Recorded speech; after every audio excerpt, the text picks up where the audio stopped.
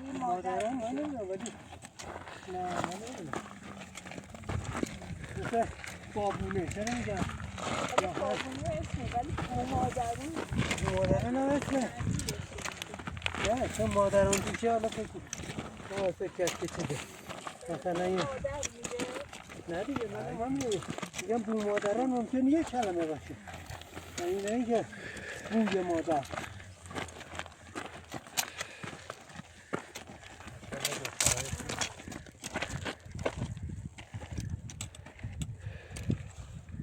رسیدیم پنج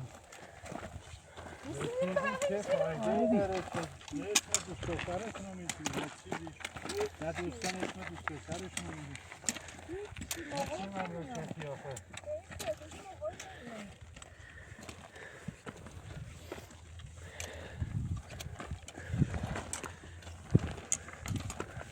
نمیتونم آخریش رو بگم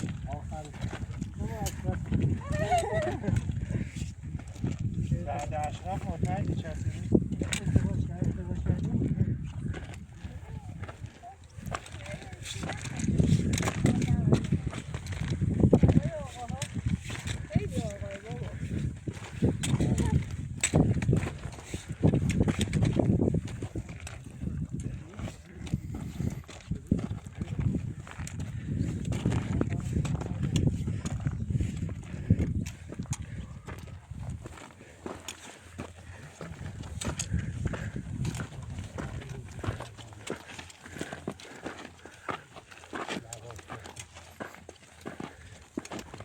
فامی ناموسیه نمیخواد همه آقای دکتر مال شما از